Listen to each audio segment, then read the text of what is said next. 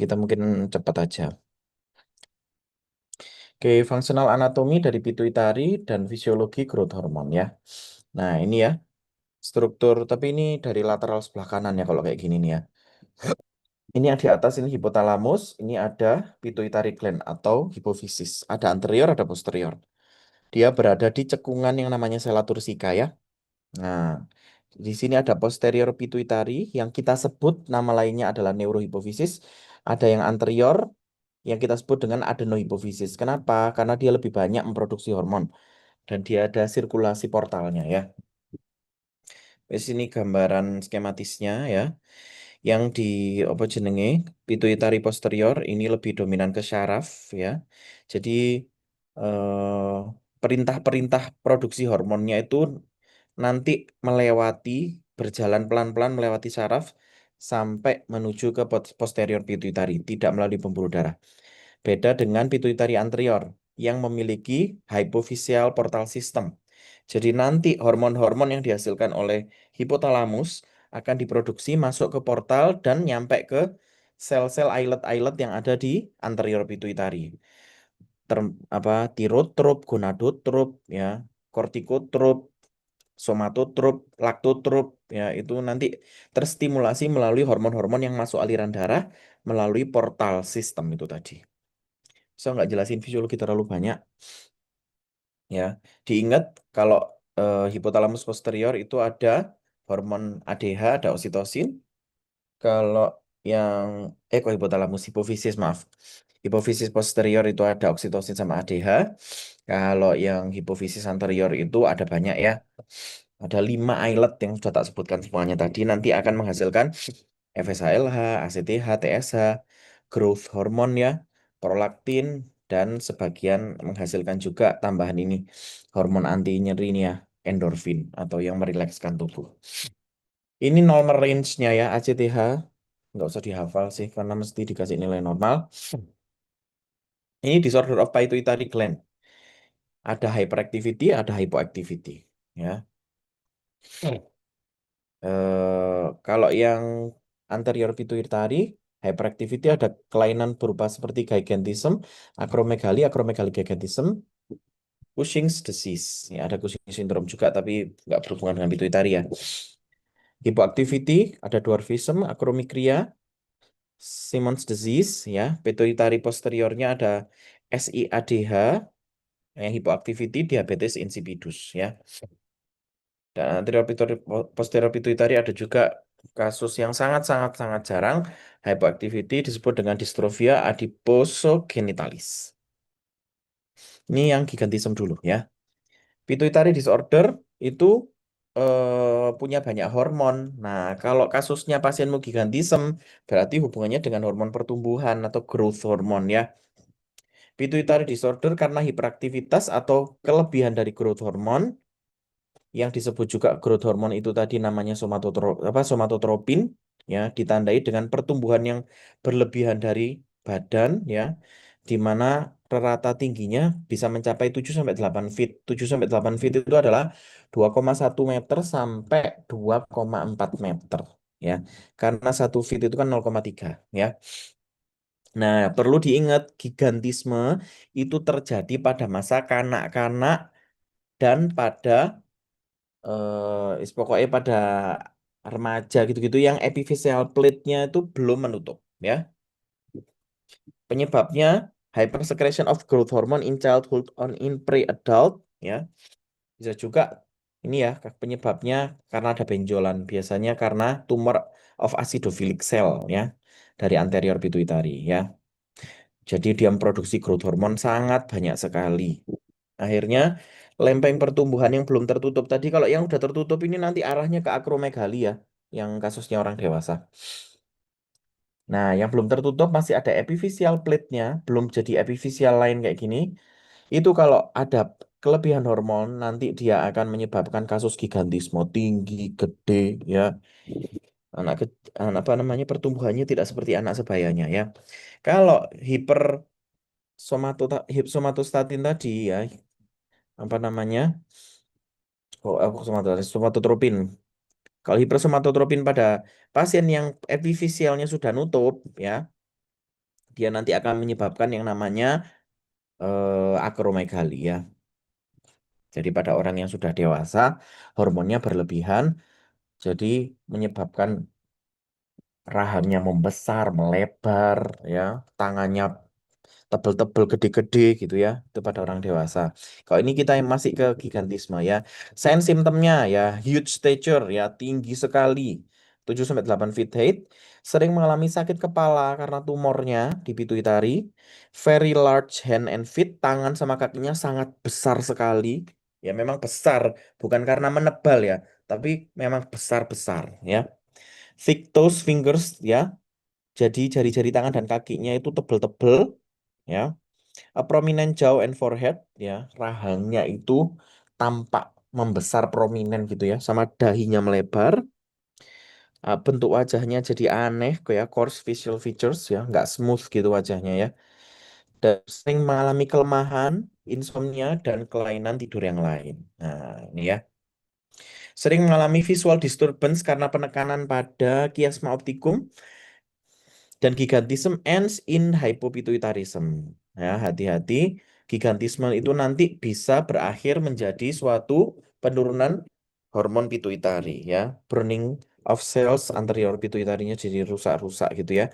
Bisa diikuti munculnya diabetes insipidus ya, kehilangan ADH dalam jumlah banyak ya. Kalau pasienmu itu mengalami diabetes insipidus, tidak punya ADH, tidak punya antidiuretik, akibatnya pasiennya akan kencing berlebihan, namanya poliuria ya. Bisa mengalami delayed puberty in both boys and girls ya. Irregular menstrual periods in girls ya. Nah, diagnostik tesnya apa? Ya, blood testnya ya diukur kadar growth hormone dan dilakukan MRI, magnetic resonance imaging, dilihat glandula pituitarinya. Biasanya ketemu benjolan atau kita kenal dengan adenoma ya. Gitu. Bisa dicek juga ya IGF-1-nya ya. Tapi IGF-1 diproduksi oleh liver ya, dan oral glucose tolerance test ya, dilakukan tes glukosa oral. Kalau minum gula yang banyak ya, will drink a special beverage yang banyak isinya gula. Nah, setelah minum banyak gula, diambil sampel darahnya ya, sebelum dan sesudah minum gula. Pada tubuh yang normal, minum gula yang banyak itu akan menekan growth hormone. Loh, kenapa, Dok? Karena growth hormone itu juga termasuk hormon yang menjaga kenormalan gula darah. Kalau gula darah turun, drop, growth hormone akan meningkat dan meningkatkan gula darah, meningkatkan metabolisme ya.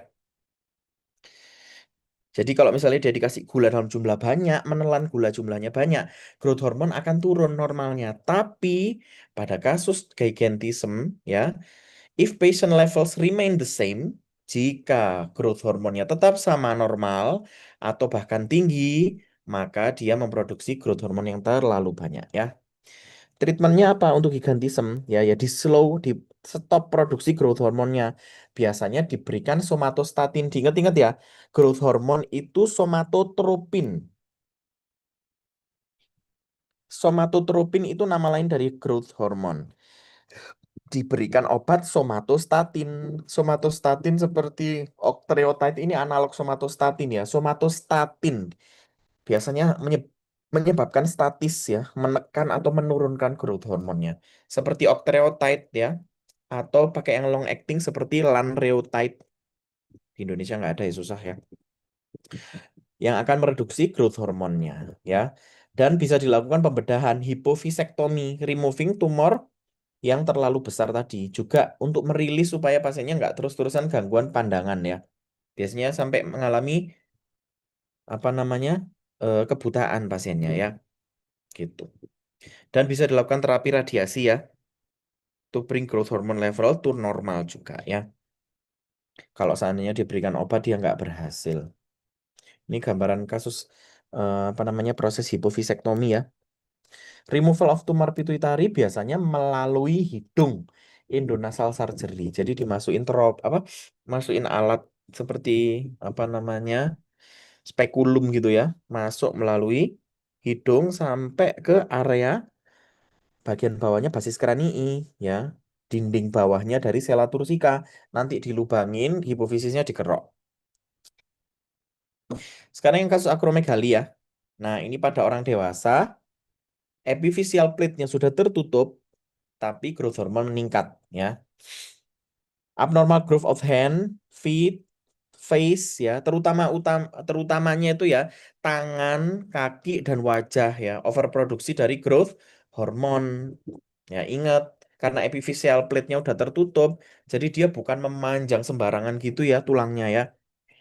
Enlargement, thickening and broadening dan melebar, tulangnya melebar bukan memanjang ya. Particularly extremities of the body. Utamanya itu di ekstremitas. Makanya dia utamanya disebut akromegali, pembesaran akral ya. Hipersekresi growth hormone after fusion of epiphysis sudah tak bilang tadi ya. Adenomatous tumor biasanya yang menjadi penyebab ya. Ada tumor mikro atau makroadenoma pada pituitari anterior ya. Melibatkan siapa? Sama acidophilic cell ya. Sign simptomnya apa? Biasanya protrusion. Protrusion itu penonjolan. Penonjolan apa? Supraorbital ridge, area supraorbital, di garis supraorbital. Broadening nose, hidungnya jadi gepeng melebar. Thickening lips, bibirnya tebal, ya. Thickening and wrinkles formation of forehead, di dahinya menebal dan banyak kerut-kerutan tebal. Dan lower jaw prognatism. Maksudnya gimana? Di rahang bawahnya atau mandibulanya dia itu menonjol ke depan, ya. Jadi dia mengalami prognatia maxillaris. Wes aku nyalain kamera wes, males aku jelasin kak dilihat itu. Nah, gitu ya.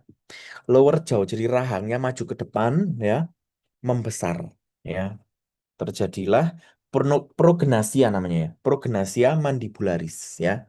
Maju ke depan gini ya. Ciri khasnya. Face with these features bisa disebut dengan acromegalic guerrilla face ya. Nah, ini ya acromegalic atau guerrilla face. Ya, pernah tahu pasti ya di TV-TV atau di gambar ya. Kalian kalau mau nonaktifin kamera terserah ya, monggo, silahkan. Yang penting mendengarkan ya. Sign and symptoms ya, bisa pasiennya sampai mengalami kifosis, enlargement of hand and feet with bowing spine ya. Spine-nya jadi membungkuk gitu ya. Kulit kepala tebel ya, sampai berlekuk-lekuk juga bisa. Dan rambut di tubuhnya tumbuh berlebihan ya. Termasuk organ-organ dalam juga bisa jadi megali ya, jadi membesar juga loh itu. Akralnya jadi gede-gede. Tulangnya nggak ikut memanjang, yang tulang kering itu, tapi kakinya jadi besar-besar ya. Apa simptomnya? Ingat, growth hormone terlalu tinggi bisa menyebabkan peningkatan gula darah juga ya. Pada pasien dengan sampai itu gigantisme itu pun juga gula darah bisa meningkat ya. Karena growth hormone itu meningkatkan gula darah. Tiroid, paratiroid, and adrenal shows hyperactivity, menunjukkan hiperaktivitas hormon apa kelenjar-kelenjar. Tiroid, paratiroid, sama adrenal. Pasiennya mengalami hiperglikemia dan banyak gulanya dalam urin ya. Hipertensi ya, kan tiroid naik gitu-gitu ya. Adrenal naik hormonnya. Sering sakit kepala sama seperti gigantism dan bisa juga mengalami gangguan penglihatan ya, bisa mengalami bitemporal hemianopia ya. Jadi gelap di lateralnya, di sisi lateral mata kanan kiri itu hilang pandangannya ya. Visual field yang bagian lateral tuh yaitu menghitam gelap ya, mengalami hemianopsia atau hemianopia bitemporal. Gambarannya jadi kayak gini ya. Nah, ini contohnya pada mata kiri, mata kirinya jadi gelap sebelah yang sisi lateralnya ya. Itu namanya hemianopsia bitemporal. Ini kebetulan yang kiri tok ya, kanan kiri. Karena hemianopsia bitemporal dua-duanya ya. Treatmentnya sama seperti gigantism ya. Ini ada campuran ya acromegaly gigantism. Jadi peningkatan hormonnya itu, growth hormonnya tuh mulai dari epiphyseal plate-nya masih ada sampai epiphyseal plate-nya nutup, lanjut sampai dia dewasa, sampai lanjut apa maksudnya dia sudah tulangnya nggak memanjang lagi, itu masih tetap growth hormonnya tinggi ya. Ini sangat jarang ya kasus kayak gini. Sama hiperskresi growth hormone in children before fusion epiphysis, apa namanya, resulting gigantism, menjadi gigantisme, Setelah itu hipersekresinya berlanjut setelah fusi epifisis. Lanjut jadi akromegali, tinggi besar, terus tangan kaki tambah gede, wajah tambah melebar gitu ya. Nah, contohnya kasus seperti ini ya. Mix ya atau apa namanya? Concomitant antara gigantism dengan akromegali. Ini ya eh, rangkumannya. Monggo silakan dibaca. Ini yang Cushing ya. Cushing disease ya, kasus penyakit yang jarang ya, ditandai dengan biasanya pasiennya gemuk, mukanya moon face ya. Hipersekresi dari glukokortikoid. Karena ini kita kebetulan bahasnya Cushing disease. Kalau Cushing disease masalahnya di otak, di kelenjar pituitari anteriornya biasanya ada tumor yang menghasilkan apa ACTH berlebihan, ACTH omah ya. Akibatnya ACTH-nya banyak, kelenjar adrenal menghasilkan hormon juga banyak ya. Jadi hipersekresi glukokortikoid utamanya kortisol ya, either pituitary origin or adrenal origin. Nah, kalau kita bahas tentang Cushing disease ya, berarti ada tumor di pituitari yang menghasilkan ACTH dan ACTH-nya memaksa kelenjar adrenal korteksnya ya untuk menghasilkan kortisol yang sangat banyak ya. Berikutnya, kalau yang Cushing syndrome sumbernya dari adrenal, bukan dari pituitari. Nah, Cushing syndrome ini ya biasanya kalau misalnya ada tumor di kelenjar adrenalnya ya, biasanya menyebabkan misalnya hiperkortisolisme gitu ya. Hiperkortisolismenya menjadi suatu yang primer. Ingat ya, Rek, kalau masalahnya di organnya, di kelenjar utamanya, adrenalnya ada tumor, dan tumornya menghasilkan hormon sangat banyak, namanya primary hypercortisolism. Loh, dok, tumornya di otak, ya, di pituitari. Pituitari menghasilkan ACTH, akibatnya adrenalnya menghasilkan kortisol banyak. Berarti namanya secondary hiperkortisolisme. Ya, guys, jangan bingung ya. High level cortisol for variety reason including ya high stress level in final trimester of pregnancy, biasanya pada pasien-pasien yang trimester akhir ya itu bisa kortisol tinggi. Atlet yang training sangat kuat, orang malnutrisi, pecandu alkohol, depresi atau punya panic disorder itu juga bisa menyebabkan kortisol tinggi ya. Stress condition itu ya. Penggunaan kortikosteroid seperti apapun steroidnya, nggak harus prednison ya. Mau prednison, dexamethasone, triamcinolone, apapun yang diminum. Ini ya. Ya nggak harus diminum sih. Diminum, diinhalasi. Tapi kalau inhalasi itu lebih minimal. Dosisnya kecil banget soalnya. In high doses for long period ya. Yang pituitary origin tadi ya. Meningkatnya ACTH leads to hyperplasia adrenal cortex. ACTH-nya diproduksi terlalu berlebihan dari pituitari, akibatnya korteks adrenalnya tebel, hipersekresi glukokortikoid. Ya, jadi hiperkortisol itu tadi ya. Yang sekunder apa primer kalau kayak gini? Pituitari. Sekunder, dokter. Amanda. ACTH increase by tumor in pituitary cells ya, basophilic cell ya, hypothalamic disorder, hipersekresi kortikotropin releasing hormone itu juga bisa. Nanti ACTH-nya jadi naik gitu ya, juga bisa ya. Sign simptomnya ya. Nanti tak kasih gambar, kalian tinggal mungkin sing males bocong-bocong ini aku nanti kelihatan gambar-gambarnya ya. Disproportionate distribution body fat, lemaknya jadi banyak di tubuh. Pasiennya moon face